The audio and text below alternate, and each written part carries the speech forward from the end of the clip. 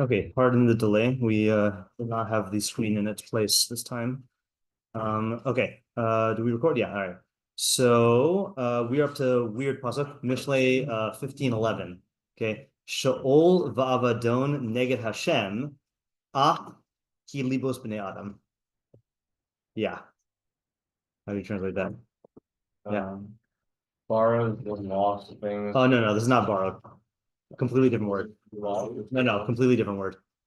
No, completely the grave. Yeah. Yeah, the grave. Yeah, the grave. Oops, sorry. The grave and Avadon. They're not lost. Do we use that? Is that how common is that as biblical use of Avad? Yeah, does it say that in the pasuk? No, I'm saying like lost objects. No, I know, but I'm saying, is that biblical or rabbinic? That's biblical. Oh, it is? Yeah. Okay, hold on a second. I just want to see what the primary, I don't know if there's a primary meaning, but I mean, Abaddon is destruction, I would say, but let's see what the VDB says. Destruction, ruin, abandon, or Abaddon. I'm sorry, not abandon, destruction or ruin. Yeah. All right. So destruction. So the grave and destruction. Okay, negative is always hard to translate. Against or yeah. Yeah. Or I'd probably say. Say again. Opposition. Yeah. I guess opposite of Hashem, right? Opposite of Hashem. That I think that conveys conceptually opposite, but also like positionally opposite, so to speak. Okay. Af, another hard word to translate. Af ki libos b'nei Adam. Anger. No. Even. Yeah. Also, maybe af ki is an expression also, right? Af ki, because yeah. Although. So I'm tempted to say, again, I have not looked at the English today. I'd say all the more so. I think it's like kal v'chomer. I'm gonna try that and see what happens. Right. Even more so, the hearts of mankind. Okay.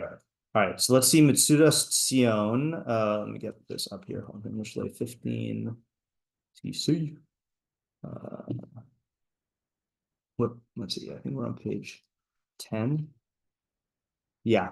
Matsudat ציון says Afki inyano kamo koshkein. Okay, so he does say koshkein. Okay. Oh, you know what? Hold on just a second here. I'm just going to save this as I suppose it doesn't really matter. Analysis notes. Okay. So Kol Shekain, he says, so I'm gonna keep that there. Targum Sadyugon says Hasha'ol v'ha'avadon gluyim lifnei Hashem. Oh, that's interesting. Kol Shekain libos b'nei Adam. Okay, so the grave and the destruction are revealed before Hashem. All the more so it's the same. Okay, Targum.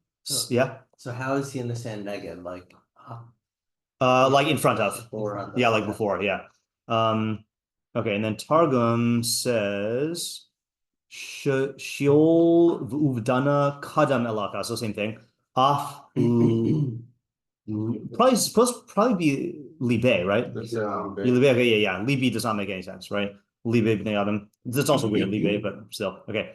Fine. All right. So Bar Nasha, yeah. Yeah. All right. So then Art Scroll says the grave. Ooh, gonna be fun work coming up. The grave and perdition. Okay. Are exposed to Hashem. Surely the hearts of men. You know what perdition means? Destruction. I think perdition is a word for hell. I think. In Christian theology, the state of eternal punishment and damnation to the sinful and unpenitent past. Let's see if there's another definition. From per is completely to destruction. That's interesting. And dare is to put, in English from old perdition, from ecclesiastical perditio, to destroy. Okay, fine. So it's a literal translation, I guess, but it has a very Christian connotation to me. All right, fine. For obvious reasons. Okay, then we've got Hirsch, who says, oh, that's also strange. This one I can see, but he says the grave and decay. Okay, like Holech Oved, like deteriorating, right? Deterioration. Yeah. What was it? Oh yeah, I guess. Although that's kind of killing, isn't it? If I perish, sounds like I'm lost. I see. I don't think it means lost. I don't. Yeah, right, to destroy, That's right, not yeah. wrong. No, Yeah. are they wandering? Oh, wandering, yeah, could be wandering, yeah. I also don't, so that's the thing also. All right, my spidey sense, is telling me that the later word it became lost, because I think the primary meaning is destroy, and then when you lose something, it's as if it is like destroyed, you know. Well, I have to look into that and see. This is total speculation on my part. So the grave and decay are manifest to God. Hello. Are manifest to God. How much more the hearts of mankind? Okay, how much more the hearts of mankind? Okay, and you've got Alter, who says, oh, he cheats. Sheol and perdition. Oh. Okay, I bet he has comments on this. Are before the Lord. How much more so the hearts of men? So the good news here is it looks like Afki is unanimous, right? Afki is all the more so. Okay, we got Alter commentary. Let's see if this makes any sense. He says this line departs from the predominant antithesis between the two versets to employ an a fortiori pattern. Proposition, first verset, followed by how much more so, second verset. So I guess verset he's saying is like a clause. The effect here is quite striking. The vast depths of the realm of death, Sheol and perdition are synonyms, not distinct entities, lie transparently. Okay, he's going to give an interpretation. Never mind. All right, fine. So we got this. All right. So yeah. So let's just consolidate here. We have 4 of these translations and ours. So we said the grave and destruction are. I'm going to go ahead and say destruction or death are opposite Hashem or before Hashem, even more so the hearts of man. Yeah. Questions? What's the relationship between grave and destruction and the hearts of men? Yeah. What is the relationship between the two halves? I'll just broaden it a bit. Yeah. Yeah. Is it a specific person's grave and destruction, or is it the world's? Yeah, that's a good question. So whose grave and destruction? Is it a specific type of person, or like when you say the words, mean like just the phenomena of, or do you mean Yeah, or do you mean destruction of the entire end world? of days. Oh, interesting. I don't know. So grave would be weird to say the end of days, right? Right. I feel like that's talking at least about people, right? So I'll just say or the phenomena in abstract. Yeah, Isaac. So just elaborating on question 1. Yeah. What's the relationship between grave and destruction and the hearts of man? Okay. Yeah, that's how I would put it. Grave and destruction. And the hearts of man. I mean, they have to be comparable in some sort of way. Yeah, that's a good way to put it. Yeah. In order to have an afki or koshkain, you need a common quality, right? I mean, is that working definition of kal v'chomer or koshkain is that you have a common quality, but then an increase in quantity, right? And if it's true of the lesser quantity, then it's true for the higher quantity. That's like my working definition, but yeah. Ezra. I mean, also related to that, but it seems like it's saying that death and grave and destruction are like the hardest thing for it to be in front of God. So then obviously the hearts of man, which are like easier in that sense. Oh, Like interesting. the most extreme. That's an interesting interpretation. I don't mean like actually it's hard, but it's like more surprising. It's like the most surprising. Oh, thing. that's what you So mean. even Okay. a I mean, it's weasel- not. You mean it's implying that, right? Yeah. Meaning, yeah, the easier one to accept, the lesser chiddush right. is shol vavadon, and then yeah. All right. So I'll add that quality. That No, also. I'm saying the opposite. Oh, you're saying the opposite. Meaning you wouldn't know. Let's say Oh yeah, you're right. Meaning. Shol Avadon is like a massive chiddush. Yeah. Right. So therefore, obviously, with other. Yeah. Right. Why Okay. is So Shol Avadon so such a- I'm gonna make this into a separate question, which is what is the logic of afki, right? It seems like the greater chiddush is the first half, and after establishing that, the second half is pashut, right? What is the like how what's the argument here? Yeah. So, Also, it seems like it's not proving to us the first half. So why doesn't it just say that the second half is for God, if that's what it's trying to get at? sorry, say it one more time. Meaning, why doesn't it just say that Libos? It seems like what it's trying to tell us is that Libos okay. had Beneged Hashem. So just say Libos. Okay, right. Okay, good. So moreover, yeah, I guess if the point of the pasuk is the second half, why not just say that, right? How is our understanding of the second half affected by presenting it via a kol shekain from the first half? Yeah, you know what? It's funny. I don't know if you were consciously doing this, but now because you translate Shaul and Avadon both in like Bava Metzia terms, you know. Because I was thinking Sheila. Yeah, I know. Yeah, it is funny. Like it works out. Like you could give a good rabbinic drasha on this, you know. Yeah. Right. Okay. Yeah, Moshe. The second half refers to specifically, I guess, well, the first question refers to a phenomena of the people. So is Shaul and Avdon also supposed to be a phenomena of people, specifically a phenomena of people as well? Or are they like just abstract? Yeah, that's what I'm asking here, I think. Actually, no, I guess I'm not asking that here. Right. So I guess we'll first ask what are Shaul and Avadon, and what is their relationship to one another? Right. So you're saying so Shaul and Avadon, are they abstract or are they what? Are they something about a person? Like Libos is like a Okay, yeah. So let's put it this way. What are Shaul and Avadon? Okay. And then are they, I guess, features of are they being described as I'm gonna say features, I don't know if that's the best word, features of people, just like Libos, Bnei Adam, or are they being talked about in a more abstract and removed way? I don't know if that's the best way to ask it. Yeah, Moshe. What does it mean that Shaul and Avadon are neged Hashem? Yeah. How does that work? Right. Okay. So what does it mean that Shaul and Avadon are neged Hashem? Yeah. But can I add on and also extending that to the Libos Bnei Adam? Yeah. Right. So what is a neged Hashem? What is it that what does it mean? That Libos Bnei Adam are neged Right. Hashem? Yeah. Likewise, what does it mean that Libos Bnei Adam are neged Hashem? Yeah. What's the chiddush of the pasuk? Right. Yeah. So let's put this. I mean, this one you really need. Yeah. Subject, I think, is a good question here. What is the subject of this pasuk? And then what's the practical decision-making idea? Yeah. It sounds like an Iyov pasuk, doesn't it? Yeah. Yeah, right. What is this doing in Mishlei? Sounds Jopian. I don't know if that's a word, but or Psalmy. Yeah. Yeah, not Solomonic, but Psalmy. Yeah. Isaac.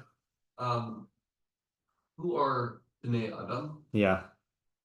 Okay, who are Bnei Adam? Kain, Hevel, and Case. Yeah. Yeah. Also, what is Lev in this context? Right. What is Lev in this context? Yeah, David? Is at the very least the second half exclusive to only God? Because like we do have to say like knowledge other people's psychology from what they're doing, what they're saying. When we say we go Bnei Adam are neged Hashem, is that only neged Hashem only, or there's a specific idea about being neged Hashem that he's looking to bring out here? I don't understand the question. Okay, so Shaul Avadon, whatever that things are, that's presumably only for God. Only God knows that. Oh, you're saying only. You're saying only. That's interesting. So Yeah. I think that has to be a question, right? First, that's the premise of your other question. That's why I couldn't understand it. Okay, so Yeah. where's the question about the neged? Neged Hashem. Yeah, right. I'm going to say, moreover, is the implication only neged Hashem? Or I guess no, is the chiddush, is the implied chiddush that this is only neged Hashem? I guess I'm kind of asking what the havamina is, right? But or that it is neged Hashem at all. right? Because I was reading it at all. I mean, Hava Amina, yeah, I'm gonna make this into a Hava Amina question, right? So what is the Hava Amina? Okay, so is it that that these sorry, what happened? Oh, that these things are I completely morphed this question here. Okay, so is it telling me that these things are Not neged others, right? Are neged others, and Kamash Malan only neged Hashem? Hold on a second here. Only I'm just having switching difficulties here. Okay, only neged Hashem, or is the Hava Amina that these things are not neged Hashem, right? And Kamash Malan, they are. Okay, yeah, Isaac. Are Sheol and Avadim the same thing or different things? Um, And if they're the same thing, yeah. then why does it say both with Sheol and Avadim, not just one of them? Okay, right. So what are Sheol and Avadim?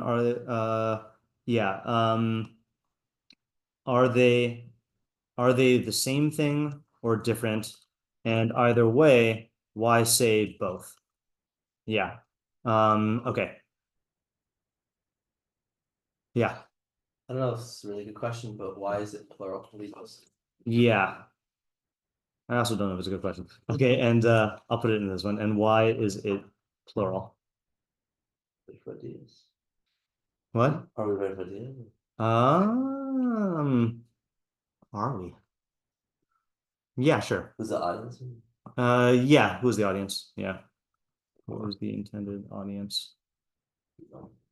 Yeah, I want to say something that I don't remember if I've said this yet, but someone messaged me who was listening to one of my Mishlei shiurim, and he said you should have I know I've made this point before, but I want to make it again. So you should just have make it part of your Mishlei template the questions that you always ask. Okay, so you don't have to ask them. All right, now why is that flawed reasoning? Yeah, Ezra?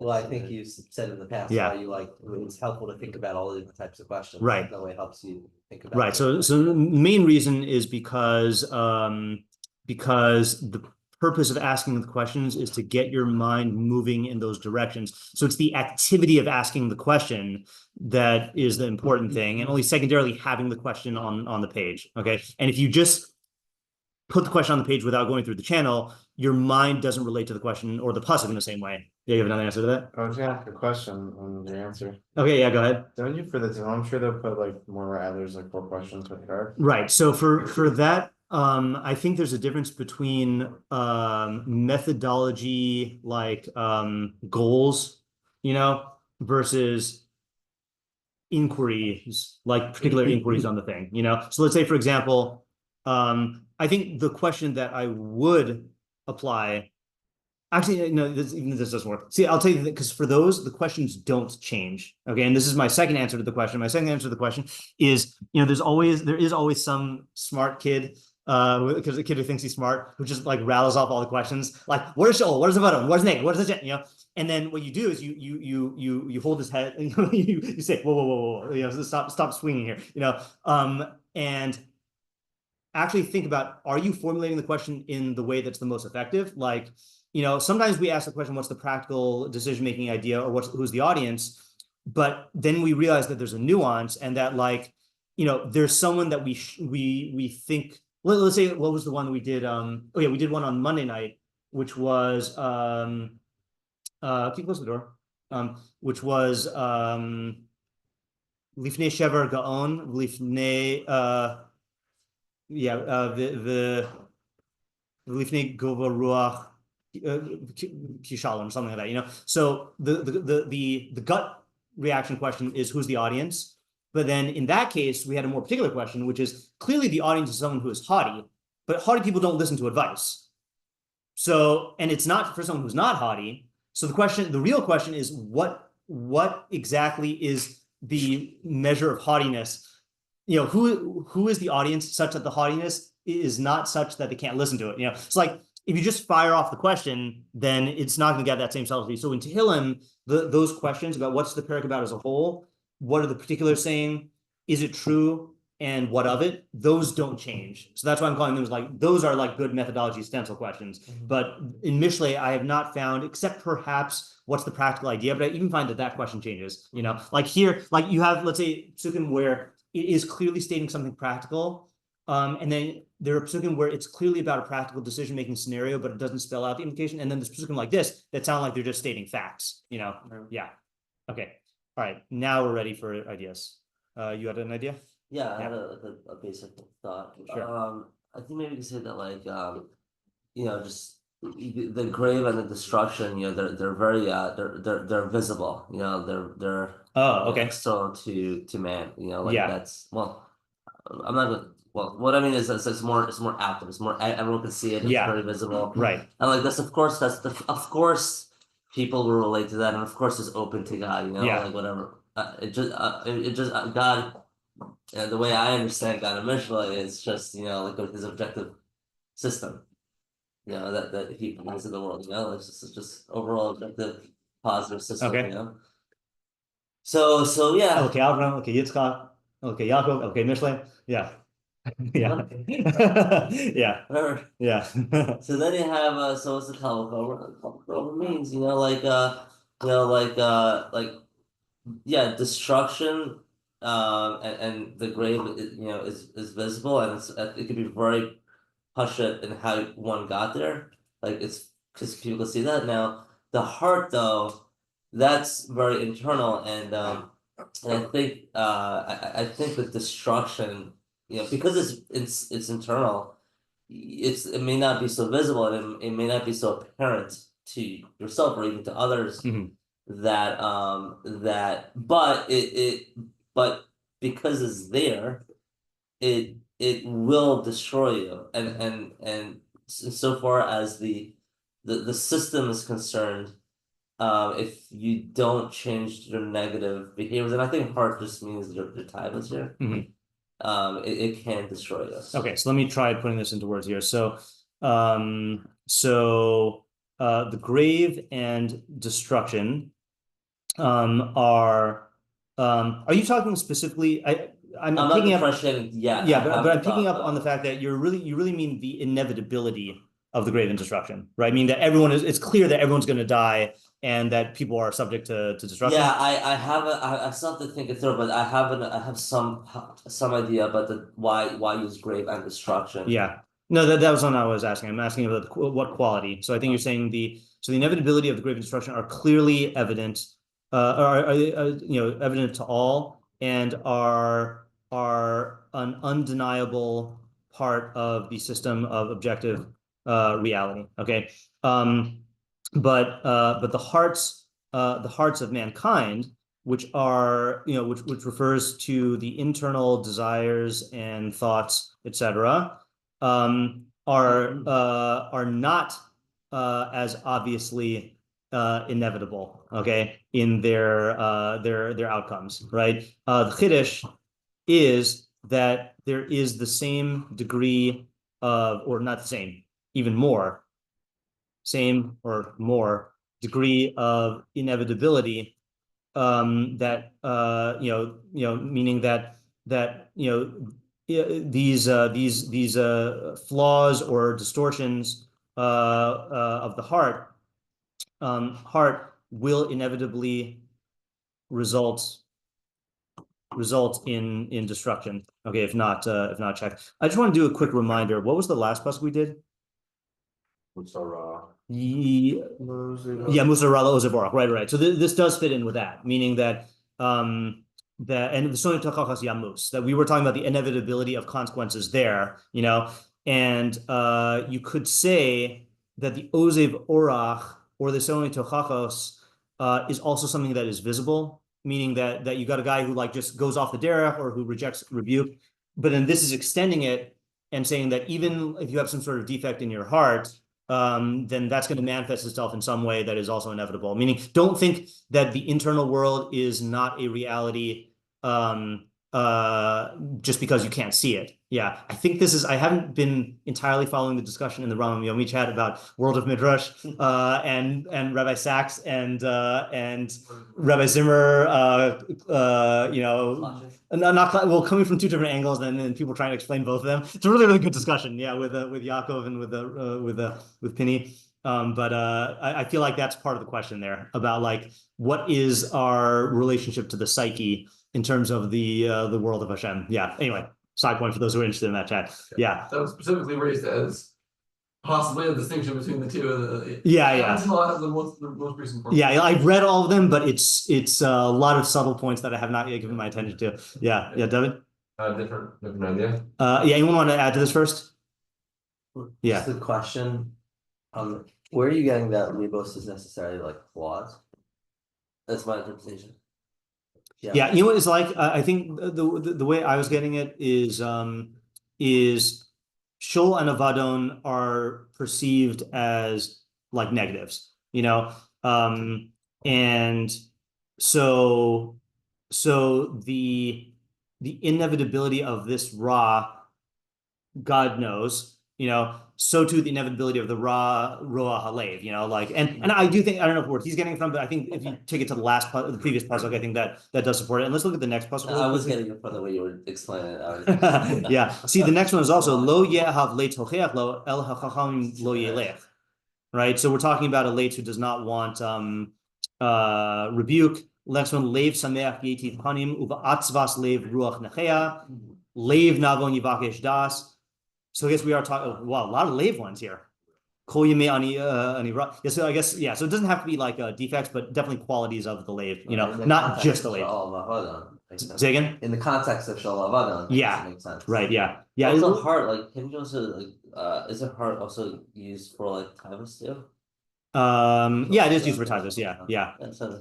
Yeah, but you mean Taiva in a bad way, right? Yeah, right. The other thing also that comes to my mind is when people say death and taxes, like, well, what do you mean taxes are revenue for the government and death isn't revenue for the government? But no, when you put them together, you're like, oh yeah, they're inevitable. Yeah, David, new idea. Okay, so I think this is talking to someone who was making it clear that you cannot get away from God. You can't cover up in front of God. Yeah. So I think it's talking to someone experientially in the world between human and human, which is what we always interact in. There is when you're dead and there's no way to cover up, and that's very clear, you cannot cover up. But we have a lot of success in covering up in front of other people. And you do something and I really meant this, even though you know what your intentions were, but you can cover up as something else. Yeah. With Hashem, both the Shol Avadon, that's very evident to you, there's no covering up. Just in that same way, with Hashem, he knows your intentions whenever you're doing what you are doing. Right. And there's no escaping that. Both are equally impossible to cover up. Yeah. So I like the idea. I think my question here is it is weird. Like, there's what is the thing that Shmuel question? What is what's Shmuel's response when what's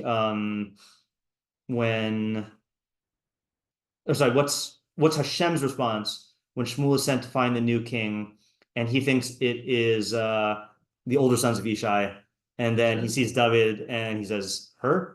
That's an Arrested Development reference, but meaning because David's like this puny little kid, His response. What does Hashem say back to him? I don't know. You know what parak it is? Yezai. Really, that late? Interesting. It's low. Yeah. All right. No. Absatra Malik. So it's gotta be Tesvav. Let's see here. Design. So what are the two? Yeah, this is it. Nice. Kilo asher yira ha'adam. Yomer Hashem el Shmuel al tabit el marehu el gova komoso. Don't look at his appearance and at his height of his stature. Ki ma'astiu, because I've rejected him. Kilo asher yira ha'adam. It is not as man sees. Ki ha'adam yira la'inayim, but Hashem yira la'levav. Man sees by the appearance of the eyes. I don't know how you want to translate that, but Hashem sees the heart. So like that to me says an idea like you're saying. Death and destruction are, it's true that there's no way to cover it up, but like if I say, give me an example of something that like that can't be covered up or can be covered. Death and destruction sound way too particular, to like make that point. Like I agree with the point you're making, but this is a weird way to make the point. That's why I feel like if you're gonna say like Ariel's track of like they are inevitable, so then yeah, nothing is more inevitable than death. Or I think actually, Rav Hirsch, actually, I'm starting to warm up to Rav Hirsch's the grave and decay. Meaning that's what we really mean by malach hamavis, right? Like entropy, right? Is that things the physical world does break down and it's inevitable, that I get. I want something that's as like, oh, this is why he chose that thing. Yeah. Sure. Yeah. Isaac? I have a tentative idea, but it might need some workshopping to make it. Okay. So I'm reading Neged as Oh, sorry. I'm gonna pause you. Hopefully you remember this. I actually quoted you somewhere recently. The article? Wait, was it quoting you? No. It was in a shiur. I'm trying to remember what shiur it was. No, I quoted you. Sorry. I think I quoted you in response to you on Monday night. Yeah, I did. I quoted it in response to your idea on Monday night. Is I was saying, I remember your comment afterwards. This is the last week in morning Mishlei, you said something like, I'm gonna try to develop this idea, and I don't know if it's true or something like that, but like you're gonna try to develop it. And I said that you have to like follow the pasuk in your interpretation fully and then examine whether it's true. And if you hold yourself back from thinking about whether this is plausible or not, it's gonna block the development of the idea, So that's a legitimate move. Yeah. Yeah. So Yeah. exactly. So this is what I feel like the pasuk said. What the pasuk is saying to me. Yeah. But I'm not convinced it's true. Yeah. So I'm reading Neged as opposite. Okay. So that if you behave in a way that's opposite Hashem, Yeah. then you're going to get death and destruction. Okay. And it's talking about like that the inevitability of Yeah. death and destruction. Yeah. And it's like even more so if you behave in a way that's opposite libos b'nei adam, you'll get Interesting. Okay. Yeah. You behave in a way that is opposite libos b'nei adam. That's interesting. Okay, so what does that mean? Yeah. So, Yeah. so what I'm thinking is if I think sometimes a person might make a decision where they know it's going to make a lot of people very angry at them. Yeah. Or it's going to harm a lot of people, and they say like, oh, what can people do to me because Ma yaseh li adam. Yeah. exactly. And it's saying like basically like if the consequences of being against people, Yeah. not just against, but like maybe I'm consequences of setting yourself against people is they will find a way to harm you. Yeah. Okay. And that's like even more inevitable than consequences of like going against Hashem. Yeah. I mean, is that true? Yeah. No. Okay. Right. So the consequence of standing against people is that they will find a way to bring you down, and that's. I'm gonna be Melamed here, at least rhetorically. Yeah. Okay. Yeah. More inevitable, or sorry. More inevitable, right? More inevitable than opposing Hashem. Yeah. So, I'm gonna say that maybe the pasuk is stating it in more of an extreme than it is. Yeah. And that's also why it says Sheol ve'avadon. Like it's not like it's using a double lashon to I'd say for emotional reasons, not because it's adding specific content to the it's using a double lashon for emphasis. Yeah. You have a comment on that? Yeah. Yeah. So how is Sheol? How does that make sense in this information? You're saying Like a grave, like graves. Meaning, if you act opposite Hashem, then you're going to die. yeah, death. Do you think for people? Meaning, if you act opposite Hashem, oh, then you'll get. If you oh, oppose I Hashem, if see. you act Yeah. against Hashem, then you're going to die and be destroyed. If you act against people, you're going to die and be destroyed. Yeah. What's the legal spelling of it again? I guess people's opinions, desires, values, whatever. Yeah, so I was leaving that vague. Yeah, right, So right. why is it, like, I mean, what's unique about this Kiddush? Like, what's so, I mean, Because people do think that they in certain circumstances underestimate this point. So like, for example, like probably the Assad family, thought that they could get away with killing and oppressing hundreds of thousands of their citizens and nothing would happen. But boom.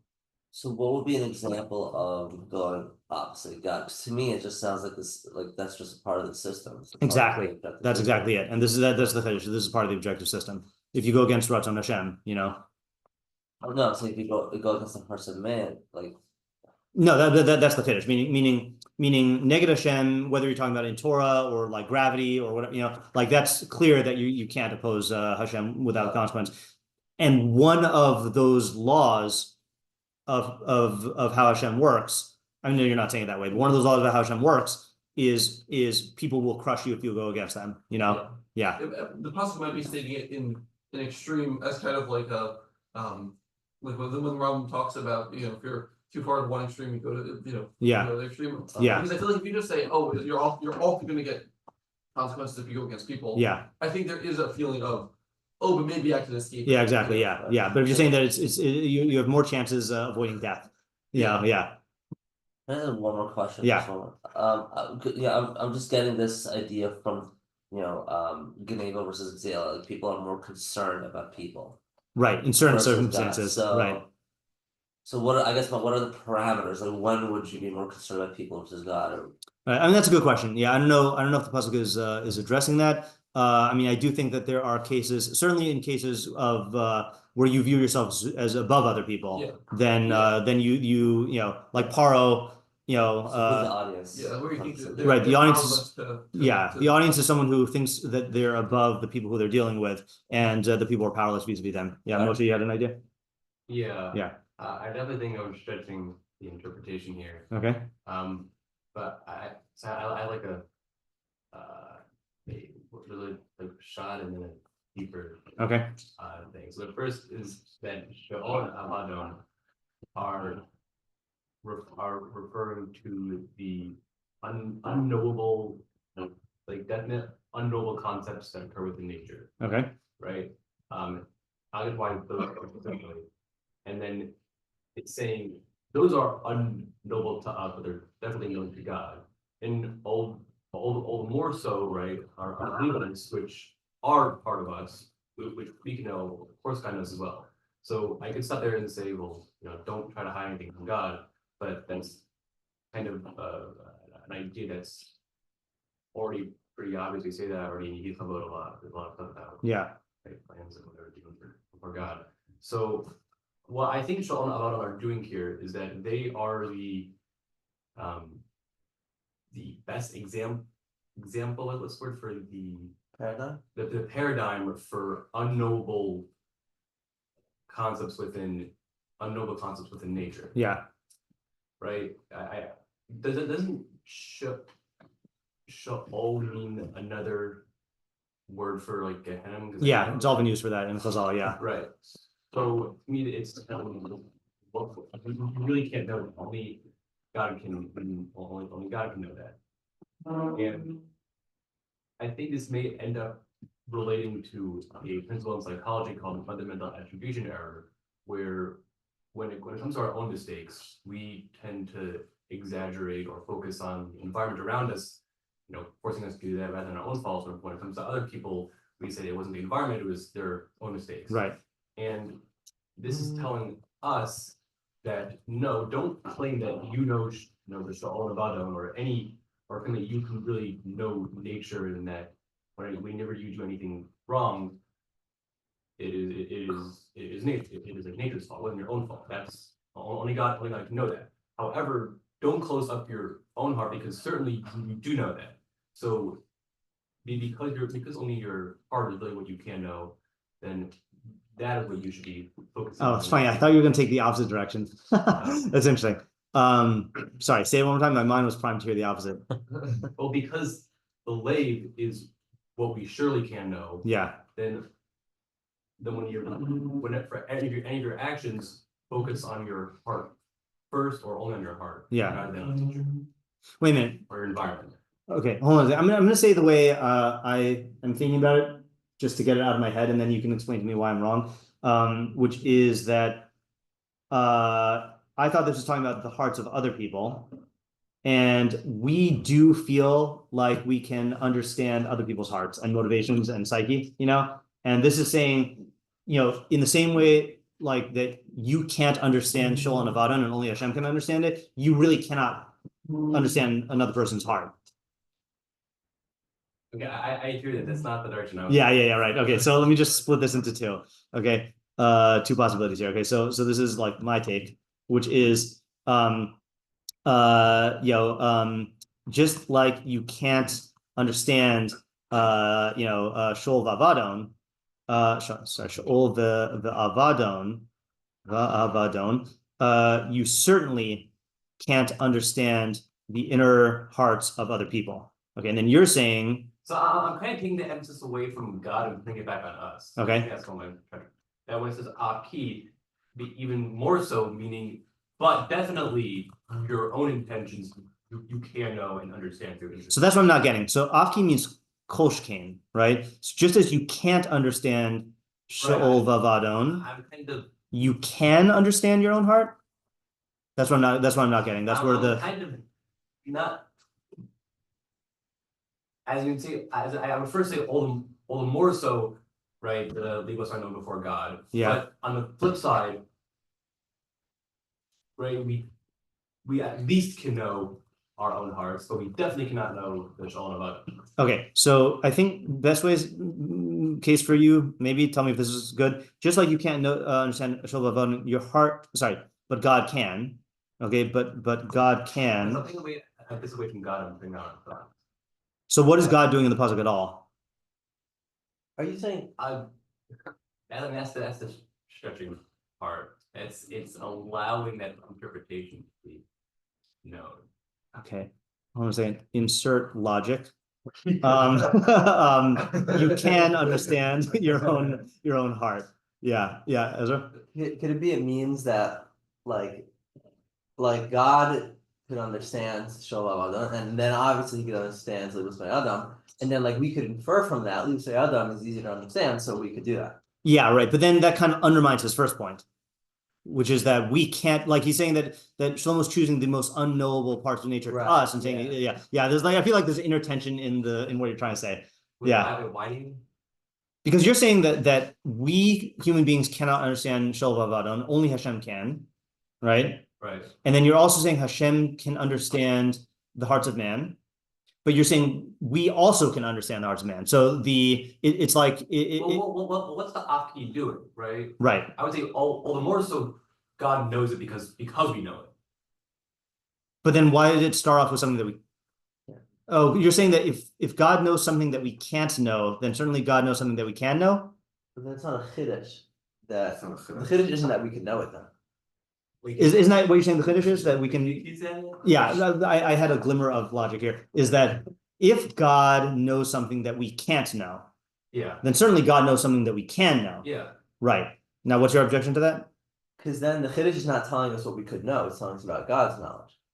It just doesn't seem like what Moshe said. Right. That's why I'm making the emphasis on us. To take away from. But Well, the way that's not what Moshe said it, the emphasis on God, I think. I'm not the sure. premise is that we can't know we could Yeah. yeah. saying Mostly God. For God, it's being mostly for us. So while that's Yeah. You know what it kind of reminds me of? The logic kind of reminds me of I can't remember the phrase in Hebrew, and I think this is said a couple places in Tanakh, but like, does the one who fashioned the eye not see? Does the one who fashioned the ear not hear? Right? right. Yeah. This can't be telling us about God.